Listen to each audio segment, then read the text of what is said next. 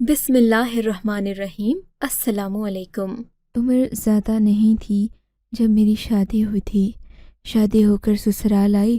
سسرالی رشتہ داروں میں میری ایک نند، شوہر اور ساس تھی۔ یہ لوگ مجھ سے بہت پیار کرتے تھے، مگر میری نند ہر وقت اپنے کمرے میں ہی رہتی، جبکہ میرا شوہر زیادہ تر گھر سے باہر ہوتا۔ میں ان کی محبت کا کرتی بھی کیا، ان لوگوں کو گھر میں دیکھ ہی نہیں سکتی تھی۔ ویسے تو میرے سسرال والے ایک دوسرے سے بہت پیار کرتے تھے، پر کچھ دنوں سے میں دیکھ رہی تھی، میں کھانے کی میز پر بیٹھتی تو میرا شوہر میری نند اور ساس سے بات چیت نہیں کرتا تھا۔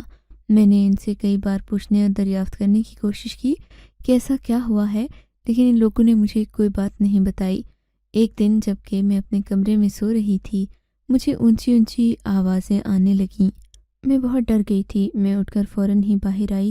میں نے دیکھا کہ یہ آوازیں میرے اپنے نند کے کمرے سے آ رہی تھیں۔ مجھے بڑی سخت حیرت ہوئی۔ میں فوراً ہی بھاگ کر وہاں پہنچی، پر باہر میری ساس آ گئیں۔ مجھے دیکھتے ہی بولیں، بیٹی تم یہاں کیا کر رہی ہو؟ میں نے غور سے سننے کی کوشش کی۔ میں نے دیکھا اندر میرے شوہر کی آواز آ رہی تھی۔ وہ شاید رو رہا تھا یا نہ جانے کیا، پر بہت جذباتی صورتحال تھی۔ میں نے سننے کی کوشش کی، پر میری ساس نے مجھے وہاں کان لگانے تک نہیں دیا۔ بولی، چلو چلو بیٹی، تمہارے کام کی بات نہیں ہے۔ میری ساس مجھے کھینچ کر میرے کمرے تک لے آئی۔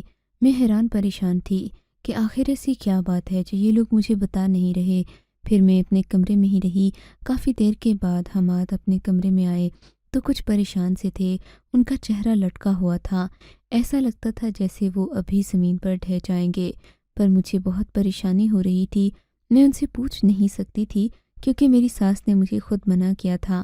بہرحال میں نے ان کا سر وغیرہ دبایا اور پھر وہ سو گئے۔ تھوڑی دیر کے بعد میں بھی سونے کے لیے لیٹ گئی۔ صبح اٹھی تو گھر کا ماحول عجیب سا تھا۔ میری نند اور ساس بھی آپس میں بات نہیں کر رہی تھیں۔ میری ساس نند کی طرف شکوہ کناں نگاہوں سے دیکھتیں، اور پھر میرے شوہر نے ان کے ساتھ ناشتہ بھی نہیں کیا۔ مجھ سے کہنے لگے کہ جاؤ، جا کر مجھے ناشتہ لا کر دو، آج میں ناشتہ تمہارے ساتھ کمرے میں ہی کروں گا۔ میں مجبوراً گئی، جا کر ناشتہ ڈال کر اپنے کمرے میں ہی لے آئی۔ میری ساس نے مجھے منع نہیں کیا، ورنہ اس سے پہلے اگر میں یہ حرکت کرتی تو وہ شاید مجھ پر ہی شک کرتیں، لیکن وہ جان گئی تھیں کہ رات والے واقعے کی وجہ سے حماد ان کے ساتھ کھانا نہیں کھانا چاہتے۔ میں اپنے کمرے میں پریشان بیٹھی اپنے شوہر کے ساتھ ناشتہ کر رہی تھی۔ دماغ میں بہت سارے سوال تھے، پر پوچھ ایک بھی نہیں سکتی تھی۔ ناشتہ کرنے کے بعد حماد گھر سے چلے گئے۔ میری ساس میرے پاس آئیں اور اپنی چادر میرے پاؤں میں رکھ دی۔ کیا ہوا ہے ماں؟ میں نے حیرت سے پوچھا۔ بیٹی مجھ سے ایک وعدہ کرو، میری ساس نے روتے ہوئے کہا۔ جی ماں، جی بتائیں کیسا وعدہ کروں آپ سے؟ تم کچھ بھی ہو جائے، میری بیٹی اور بیٹے کی لڑائی کے بارے میں زبان کبھی نہیں کھولو گی، کسی کو کچھ نہیں بتاؤ گی، وعدہ کرو۔ میں نے اپنی ساس کو حیرت سے دیکھا۔ اسے ایک لمحے وہ مجھے پاگل سی لگی۔ ماں جی، آپ یہ کیسی باتیں کر رہی ہیں؟ میں نے ایسا کیا دیکھ لیا کہ میں جا کر دوسروں کو بتاؤں گی، یا ایسا بھی کیا سن لیا ہے میں نے؟ آپ بالکل فکر مند نہ ہوں، میں جو بھی کروں گی صحیح کروں گی۔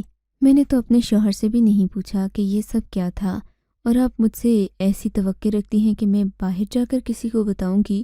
میری ساس مطمئن ہو گئیں، پر وہ بہت پریشان لگ رہی تھیں۔ شام تک میرا شوہر گھر نہیں آیا۔ میں بہت پریشان ہوئی۔ میری ساس اور نندوں کو بھی سخت پریشانی ہو رہی تھی۔ ہمارے گھر میں اور کوئی مرد نہیں تھا، حماد ہی تھے۔ وہی آتے تو گھر کا چولہا چلتا، کھانا پکتا، لیکن آج ان کو گئے ہوئے 12 گھنٹے گزر چکے تھے۔ ہم سب کی پریشانی عروج پر تھی۔ میں نے اپنی ساس سے کہا کہ میں اپنے شوہر کو فون تو کروا دوں پڑوس میں جا کر، لیکن میری ساس نے منع کر دیا، یہاں تک کہ رات ہو گئی، ہم اکیلی عورتیں کہاں جاتیں؟ پھر میری ساس کے دماغ میں نہ جانے کیا آیا، انہوں نے میری نند کو کمرے میں بند کیا، باہر سے تالا لگا دیا اور مجھ سے بولی، چلو بیٹی۔ میں حیران تھی کہ اس رات کے پہر ہم کہاں جا رہے ہیں، پر میری ساس کالی چادر اوڑھے میرے ساتھ ہی چل پڑیں۔ یہ رات کے تقریباً 9 بج رہے تھے جب ہم لوگ قریبی تھانہ میں پہنچ گئے۔ تھانے کا ماحول عجیب سا تھا۔ میں نے دیکھا پولیس والے بھی بڑے خران قسم کے تھے، ان کی توندیں نکلی ہوئی تھیں۔ پولیس ہمارے معاشرے میں تحفظ کی نہیں بلکہ خوف کی علامت بن چکی ہے۔ بہرحال اماں نے جا کر سارا مسئلہ میرے شوہر کے بارے میں اس کانسٹیبل کو بتایا جو کہ پاس ہی بیٹھا تھا۔ کانسٹیبل نے بھی کوئی توجہ نہیں دی، جبکہ سامنے بیٹھا آدمی اپنے کسی کام میں مصروف تھا۔ کہنے لگا، بی بی اپنا شناختی کارڈ نمبر لکھوا دو، میں تمہاری FIR درج کرتا ہوں۔ میں حیران ہو کر اسے دیکھنے لگی۔ آج سے پہلے تو کسی نے کبھی FIR کے لیے شناختی کارڈ نہیں مانگا۔ میں نے کہا، تم نے کتنی FIR درج کروائی ہیں بی بی؟ اس نے یہ کہہ کر مجھے شرمندہ کر دیا۔ میں خاموش سی اٹھ کر کھڑی ہو گئی۔ اماں کو بھی اشارہ کیا کہ یہاں سے چلیں، یہ لوگ تو بہت ہی بدتمیز ہیں۔ تب وہ بڑی میٹھی زبان میں بولا، 1000 روپے دے دو، تمہاری FIR کاٹ دیتا ہوں۔ میری ساس نے اسے ایک نظر دیکھا، پھر اپنے پرس سے 1000 روپے نکال کر میز پر رکھ دیے۔ پولیس والے نے بے شرمی سے وہ پیسے اٹھا لیے اور رپورٹ لکھنے لگا۔ ہمیں نہیں پتا کہ اس نے کیا لکھا تھا، ہم لوگ تو سیدھا گھر آ گئے، پر نہ جانے کیوں راستے میں میرا دل سخت گھبرا رہا تھا۔ مگر جیسے ہی ہم لوگ گلی کے اندر داخل ہوئے، مجھے چیخوں کی آواز سنائی دی۔ میں سمجھی کہ شاید یہ چیخیں کہیں اور سے آ رہی ہیں، پر گھر کے تھوڑا قریب پہنچنے کے جیسے یہ چیخیں گھر کے اندر سے آ رہی ہیں، میری ساس اور میں دونوں ہی ڈر گئے۔ ہم نے جلدی سے گھر کا دروازہ بجایا، پر کسی نے دروازہ نہیں کھولا۔ تھوڑی ہی دیر کے بعد دروازہ کھلا اور 2 ہٹے کٹے آدمی گھر سے برآمد ہوئے۔ یہ دیکھ کر میری جان نکل گئی کہ میری نند کے ساتھ کیا ہوا ہوگا، جبکہ وہ گھر میں ہی موجود تھی۔ میری ساس روتی ہوئی اندر کی طرف بھاگی، پر صحن کا منظر ہم دونوں کے لیے بہت خوفناک تھا۔ میرا شوہر جو کہ صبح سے غائب تھا، وہ صحن میں بے جان پڑا تھا۔ اس میں کوئی حرکت نہیں ہو رہی تھی، سانس بھی نہیں چل رہی تھی۔ میں نے اس کے دل کی دھڑکن سننے کی کوشش کی، پر دل دھڑکنا چھوڑ چکا تھا۔ یہ لمحہ بڑا ہی خوفناک ہوتا ہے جب آپ اپنے سر کو کسی کے سینے پر رکھیں اور وہاں دل کی دھڑکن سنائی نہ دے۔ میں اکثر اپنے شوہر سے مذاق کیا کرتی تھی کہ آپ کا دل میرے لیے بہت تیز دھڑکتا ہے، پر آج جب ان کے دل کی دھڑکن نہیں سنی تو مجھے لگا جیسے آسمان میرے سر پر آ گرا ہو۔ میں نے اور کچھ نہیں کیا، اپنی ساس کی طرف دیکھا شکوہ بھری نظروں سے کہ یہ سب کچھ ان کی وجہ سے ہوا، لیکن وہ مجھے وقت پر بتا نہیں سکیں۔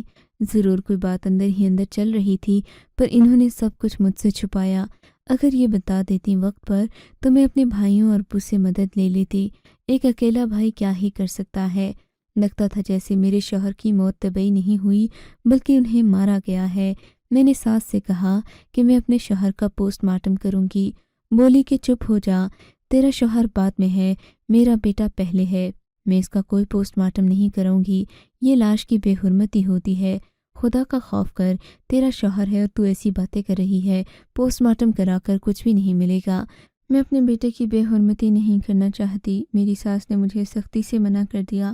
بولی کہ تم نے عدت یہیں پر پوری کرنی تو میری ایک اور بات ماننا ہوگی۔ ساس کی باتوں پر میں خاموش ہو گئی۔ میرا صدمہ تو بہت بڑا تھا، مجھے کافی دن لگے سنبھلنے میں۔ رو رو کر میری بری حالت ہو گئی تھی، آنسو خشک ہو گئے تھے، مگر رونے سے کیا حاصل؟ میرا شوہر تو اس دنیا میں اب واپس بھی نہیں آ سکتا تھا۔ ابھی میری عدت گزرے ہوئے تقریباً 1 مہینہ ہی ہوا تھا۔ ایک دن میں اپنے کمرے میں بیٹھی تھی، شام کا وقت تھا کہ میری ساس میرے پاس آئیں اور بولیں، میری بیٹی، اگر میں تمہیں ایک ایسی چیز دوں جس پر تمہیں اعتراض ہو، پر تم اپنے شوہر کی محبت میں قبول کر لو، تو کیا تم میری بات مان لو گی؟ میں اپنی ساس کو حیرت سے دیکھنے لگی۔ اب کیا رہ گیا ہے ماں جی، آپ کی ہر بات تو مان لی میں نے اعتراضاً کہا تھا۔ میں جانتی ہوں تم مجھ سے خفا ہو کہ تمہارے شوہر کے قاتل پکڑے نہیں گئے، لیکن پیاری بیٹی، اگر تم ایک اور بات کا مان رکھ لو تو میں زندگی بھر کے لیے تمہاری مرید ہو جاؤں گی۔ تمہاری دوسری شادی کا بندوبست بھی خود ہی کروں گی۔ دوسری شادی کا سن کے مجھے بڑا عجیب لگ رہا تھا۔ اس شخص سے نفرت ہو رہی تھی جو میرا دوسرا شوہر بنے گا۔ میں نے خاموشی اختیار کر لی۔ پھر میری ساس نے مجھ سے کہا کہ کیا تمہیں ایک بچہ چاہیے جس کے سہارے تم ساری عمر گزار سکو؟ اگر تم نے دوسری شادی نہیں کرنی اور تم کسی بچے کی ماں بن جاؤ، دنیا کے سامنے یہی مشہور ہو جائے کہ یہ بچہ تمہارا ہے، میں بھی کبھی اس بات پر تمہارا ساتھ نہیں چھوڑوں گی، ہمیشہ تمہارا ساتھ دوں گی۔ تو بتاؤ، کیا تم کسی بچے کو قبول کر لو گی؟ میں ابھی چپ ہی تھی کہ انہوں نے ایک سفید گٹری میری طرف بڑھائی۔ میں نے اس گٹری کو کھول کر دیکھا۔ اس میں خوبصورت ننھا منا سا بچہ تھا جو میری طرف دیکھ کر مسکرا رہا تھا۔ اسے دیکھتے ہی میرا دل پگھل گیا۔ میں اس کی طرف دیکھ کر ہنس پڑی۔ میں نے کہا ماں جی یہ بھی کوئی آزمائش ہے بھلا، یہ تو ایک تحفہ ہے جس سے میں دن ہوں۔ ماں جی بھی ہنس پڑیں، بولیں کہ بس میں نے تمہیں یہی دینا تھا، تم اسے پال پوس کر بڑا کرو، اپنے پاس رکھو، پھر تم بھلے دوسری شادی نہ کرو، تمہارے ماں باپ کچھ بھی نہیں کہیں گے، اور تم سسرال میں بھی رہو تو کوئی تمہیں تانا نہیں دے گا، نہ تمہیں واپس بلائے گا۔ ویسے بھی میں یہ نہیں کہتی کہ بیٹیاں ماں باپ پر بوجھ ہوتی ہیں، ہاں پر ذمہ داری ضرور ہوتی ہے ان کی۔ اگر تم اپنے ماں باپ کے گھر جاؤ گی وہ تمہارے لیے دوسری شادی کی کوشش کریں گے، اس سے اچھا ہے کہ تم یہیں بیٹھ کر اپنا بچہ پالو اور یہی سمجھو کہ یہ بچہ تمہارے شوہر ہی کا ہے۔ اس بات پر میں ذرا چونک گئی تھی۔ کیا مطلب ماں جی، میں کیسے سمجھ لوں کہ یہ بچہ میرے شوہر کا ہے؟ بس بیٹی مجھ سے کچھ نہ پوچھو، تم نے وعدہ کیا تھا کہ تم میری بات پر چپ رہو گی، میرا ساتھ دو گی۔ اب میں مجبوراً خاموش ہو گئی، کیا کہہ سکتی تھی؟ میری ساس مجھے سچ بتانا ہی نہیں چاہتی تھی، پر میں نے دل میں سوچ لیا تھا کہ سچ تمہیں کھنگال کر رہوں کہ یہ شوہر کا ہے تو پھر اس کی ماں کون ہے؟ ساس کے جانے کے بعد میں نے اٹھ کر بچے کو بستر پر آرام سے لٹا دیا، اس کے لیے دودھ بنانے کچن میں چلی گئی جہاں پر میری نند پہلے ہی کھڑی تھی۔ مجھے دیکھ کر اس نے نفرت سے منہ پھیر لیا۔ آج تو میں اس سے بھی بات کرنا چاہتی تھی۔ کیا بات ہے صوبیہ، تم کیوں پریشان ہو اور کس بات پر پریشان ہو؟ کیا تمہیں کوئی گلہ ہے مجھ سے بات کیوں نہیں کر رہی؟ ہمارا رشتہ تو پہلے بہت ہی پیارا تھا، پر اب لگتا ہے جیسے ہم اجنبی ہو گئے ہیں۔ میری نند نے میری طرف دیکھا تو اس کی آنکھوں میں آنسو تھے۔ آپ سے کیا گلہ کروں بھابھی، بس مجھے آپ سے کچھ نہیں کہنا، مجھ سے دور رہیں ورنہ سچ جان کر آپ برداشت نہیں کر پائیں گی۔ اس کی بات سن کر مجھے مزید تجسس ہونے لگا۔ آخر کیا بات ہے صوبیہ جو ہر کوئی مجھے پہیلیاں بھجوا رہا ہے؟ تم مجھے کچھ تو بتا دو کہ کیا ہوا تھا اس دن، اور میرے شوہر کی موت کیسے واقع ہوئی؟ کسی دن بتاؤں گی جب اماں گھر پر نہیں ہوں گی، اماں کو بتاؤں گی جب اماں گھر پر نہیں ہوں گی، اماں کو تو میں ہی بھائی کی قاتلہ لگتی ہوں، حالانکہ ایسا کچھ بھی نہیں ہے۔ یہ کہہ کر میری نند کچن سے نکل گئی اور میں سوچتی ہی رہ گئی کہ کس سے پوچھوں اور کیا کروں۔ میرا بچہ بڑا ہوتا جا رہا تھا۔ جب میرے گھر والوں کو پتہ چلا کہ میرے ہاں بچہ پیدا ہوا ہے تو یہ لوگ بہت خوش ہوئے، کیونکہ میرا گھر میں زیادہ ویسے بھی آنا جانا نہیں تھا، اس لیے کسی نے کچھ مزید سوال نہیں کیے تھے۔ محلے کے لوگوں کو بھی خوشی ہوئی کہ چلو میرے شوہر نے جاتے جاتے مجھے ایک تحفہ تو دے ہی دیا۔ اب میں اپنی زندگی میں تھوڑی بہت مطمئن تھی، پر اپنی نند اور ساس کا رویہ بڑا ہی عجیب سا رہتا، وہ ایک دوسرے کی طرف دیکھنا بھی گوارا نہیں کرتیں۔ کچھ دن بعد میری نند کا رشتہ آیا، میری ساس نے فوراً حامی بھر لی اور میری نند کی شادی کر دی گئی۔ شادی والے دن میری نند پھوٹ پھوٹ کر روئی تھی، اسے دیکھ کر مجھے بھی کچھ ہو رہا تھا۔ اتنا تو میں اپنی رخصتی پر نہیں روئی تھی، حالانکہ میری شادی تقریباً زبردستی ہی کی گئی تھی، پر میری نند بہت برے طریقے سے رو رہی تھی۔ ایسا لگتا تھا جیسے وہ مر جائے گی، جیسے اس کی زندگی ختم ہو گئی ہے۔ اتنا تو وہ اپنے بھائی کے مرنے پر بھی نہ روئی ہوگی۔ نند کی رخصتی کے بعد میری ساس نے کہا کہ اب میرے کاندھے کا بوجھ ہلکا ہو گیا ہے، بس تم اس بچے کو پالو۔ میں نے کہا ماں جی اس بچے کی ماں کون ہے؟ بولی کہ بس تم رہنے دو، اگر ہم اس بارے میں بات کریں گے تو شاید تم یہ گھر چھوڑ کر چلی جاؤ۔ اب میری ساس نے اس قدر تجسس پھیلا دیا تھا کہ میں خواہ اس بارے میں جاننا چاہتی تھی کہ میرے بچے کی ماں کون ہے۔ اب میں دن بھر ساس کے ساتھ رہنے لگی، وہ کبھی باہر جاتیں تو بھی ان کے ساتھ ہوتی۔ ایک دن ان سے ایک عورت ملنے آئی، میری ساس مجھ سے کہنے لگیں جا کر چائے بنا لاؤ۔ میں چائے تو بنا لائی تھی، پر اس عورت کو بھی دیکھ چکی تھی، اس کا حلیہ میرے ذہن میں اتر چکا تھا۔ میں نے دیکھا وہ تیز میک اپ اور بھڑکیلے کپڑوں والی عورت کسی اور ہی دنیا کی لگ رہی تھی۔ امید ہے کہ آپ سمجھ تو گئے ہوں گے کہ اس کا تعلق کس گھر سے تھا۔ میں نے پریشانی سے سوچا، لیکن اب کی بار میں پھر بے بس تھی۔ میں نے سوچا اپنی بے بسی کو ختم کرتی ہوں۔ میں نے اس عورت کا پیچھا کرنے کی ٹھان لی۔ میری ساس گھر پر ہی تھی۔ میں نے کہا میں کچھ ضروری چیزیں لینے باہر جا رہی ہوں۔ میں اس عورت کے گھر سے نکلنے سے پہلے ہی گھر سے نکل چکی تھی۔ تھوڑی دیر بعد جب وہ باہر نکلی، میں یہ دیکھ کر حیران رہ گئی کہ وہ ایک برقعے میں ملبوس تھی۔ ادھر ادھر دیکھنے کے بعد اس نے ایک گاڑی کو اشارہ کیا، وہ رک گئی اور پھر یہ عورت اس میں بیٹھ کر جانے لگی۔ میں نے بھی ایک قریبی رکشہ پکڑا اور اس کا پیچھا کرنے لگی۔ عورت کی گاڑی آگے آگے جا رہی تھی، میں اس کا پیچھا کرتے کرتے کافی دور آ چکی تھی۔ میں جب رکشے والے کو بتایا کہ تم نے اس گلی جانا ہے تو بولا، باجی یہ تو بہت ہی عجیب اور گندی جگہ ہے، آپ کسی شریف گھر کی لگتی ہو، آپ یہاں جا کر کیا کرو گی؟ میرے تو سر پر آسمان گر پڑا، کیا مطلب؟ یہ کس کا محلہ ہے؟ یہاں کیسے لوگ رہتے ہیں؟ میرے پوچھنے پر اس نے بتایا کہ یہ محلہ طوائفوں کا ہے، یہاں پر کچھ طوائفیں ابھی بھی رہتی ہیں جبکہ زیادہ تر کوٹھے ختم کیے جا چکے ہیں۔ حکومت نے بھی ان لوگوں پر خاص نظر رکھی ہوئی ہے، پولیس وغیرہ بھی آتی جاتی رہتی ہے۔ میں یہ سن کر خاموش ہو گئی۔ میں نے کہا میں یہاں ضرور جانا چاہتی ہوں، تم میرے ساتھ چلو۔ میں نے اس عورت کا پیچھا کیا، وہ ایک گھر میں داخل ہو گئی۔ گھر عالی شان تھا، خوبصورت بھی تھا۔ عورت کے داخل ہونے کے بعد ایک آدمی نے دروازہ بند کر دیا۔ میں یہ سب دیکھ کر واپس آ گئی۔ واپس آئی تو میری ساس پریشان بیٹھی تھیں، بولیں کہ منا کب سے رو رہا ہے، تم کہاں چلی گئی تھی؟ میں نے کہا میں سچ کی تلاش میں نکلی تھی، آپ نے تو مجھے ابھی تک سچ نہیں بتایا۔ میں خود ہی دیکھنا چاہتی ہوں کہ جس بچے کو میں پال رہی ہوں اس کی ماں کون ہے اور آپ کے ساتھ ملنے کون آتا ہے۔ میری بات سن کر ساس نے میری آگے ہاتھ جوڑ دیے۔ تم یہ باتیں جان کر بھی کیا کرو گی؟ بعض اوقات انسان کی لا علمی بھی اسے فائدہ دیتی ہے، تم لا علم رہو گی تو خوش رہو گی، میری بات مان لو۔ پر میں نے یہ بات نہیں ماننا تھی۔ میں نے ساس سے صاف کہہ دیا، اگر آپ نے مجھے کچھ نہیں بتایا تو میں یہ گھر چھوڑ کر چلی جاؤں گی۔ تب وہ مجبور ہو گئیں اور بولیں، چلو بیٹی تم اتنا اصرار کر رہی ہو تو سن ہی لو، پر اس کے بعد اپنے شوہر سے نفرت مت کرنا، اس میں قصور تمہارا بھی ہے۔ میں خاموشی سے سننے لگی۔ یاد ہے جس دن میں اور میری بیٹی اور تمہارا شوہر کمرے میں اونچی اونچی آواز میں بحث کر رہے تھے؟ دراصل ہوا کچھ یوں تھا کہ کچھ دن سے میرا بیٹا اور بیٹی آپس میں لڑ رہے تھے۔ میں آتی تو چپ ہو جاتے۔ ایک دن میں نے اپنی بیٹی سے پوچھ لیا کہ تم دونوں میں کس بات کی لڑائی ہے؟ میری بیٹی نے مجھے بتایا کہ وہ ایک لڑکے کو پسند کرتی ہے، چاہتی ہے کہ وہ اس گھر آ کر رشتہ مانگے، لیکن ایک مسئلہ ہے اور جو بہت ہی بھیانک اور بڑا مسئلہ کہ یہ لوگ میرے بھائی کو جانتے ہیں اور جانتے بھی اس حیثیت سے ہیں کہ ان کی شہرت کچھ اچھی نہیں۔ میری بیٹی نے تفصیل میں بتایا کہ بھیا رات کے وقت اکثر کوٹھوں کے چکر لگاتے ہیں، وہاں جا کر بیٹھتے ہیں اور ایک عورت کی زلفوں کے اسیر ہو گئے ہیں۔ یہ بات ان لوگوں کو بھی پتہ ہے جو میرا رشتہ لے کر آنے والے ہیں۔ اب آپ ہی بتائیں کہ ایسے میں میری شادی کیسے ہوگی؟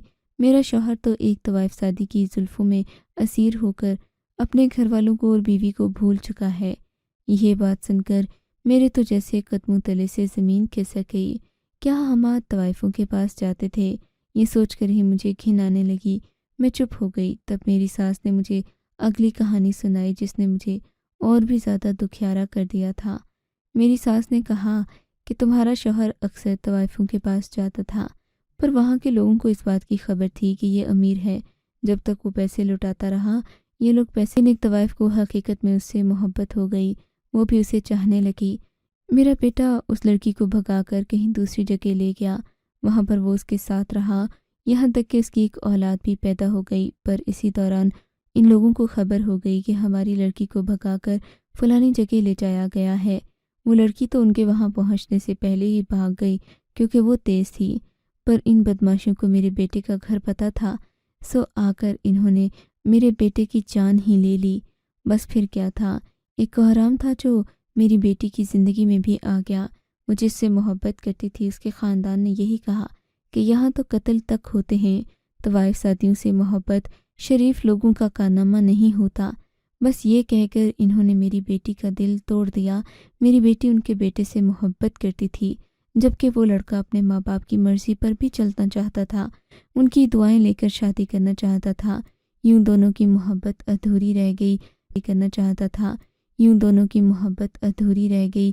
میری بیٹی اور شوہر تمہارا اسی بات پر لڑتے تھے، اور آج جب کہ وہ چلا گیا، میری بیٹی کی شادی ایک ایسے لڑکے سے ہو گئی جسے وہ پسند تو نہیں کرتی، پر وہ بہت اچھا اور معقول انسان ہے۔ مجھے یقین ہے ایک دن وہ ہنسی خوشی زندگی گزارنے لگیں گے، پر ابھی اس وقت میں دیر ہے۔ میری ساس نے مجھے بتایا کہ وہ بچہ بھی اسی طوائف کا ہے، پر ان لوگوں کو اگر معلوم پڑ گیا کہ یہ بچہ اس کا ہے تو شاید آ کر اسے چھین لیں۔ لیکن پھر مجھے تسلی بھی دی کہ ایسا کچھ نہیں ہوگا، کیونکہ میں نے سب میں یہی مشہور کر رکھا ہے کہ یہ بچہ تمہارا ہے۔ اپنی ساس کی یہ کہانی سن کر میرے دل سے میرے شوہر کی محبت یکدم اتر گئی۔ وہ غم جو مجھے بہت گہرا تھا اب دل سے چھٹنے لگا۔ میں دوسری شادی کے بارے میں خیال کرنے لگی، کیونکہ جو شخص زندہ ہوتے ہوئے میرے ساتھ وفا نہیں کر سکا، میں اس کے مرنے کے بعد بھی کیوں اس کی وفا کا پاس رکھوں۔ اب لوگ کہیں گے انتظار کر رہی تھی، فوراً ہی دوسری شادی کر لی۔ آپ بتائیں، کیا مرد وفادار ہے یا عورت؟ کیا ابھی میں ہی؟ آپ کو اگر یہ کہانی اچھی لگی ہے تو اس ویڈیو کو لائک کیجیے اور اس طرح کی مزید کہانیاں سننے کے لیے ہمارے چینل کو ضرور سبسکرائب کیجیے۔ کہانی سننے کا شکریہ۔ آپ سے ملاقات ہوگی اگلی ویڈیو میں، تب تک کے لیے اللہ حافظ۔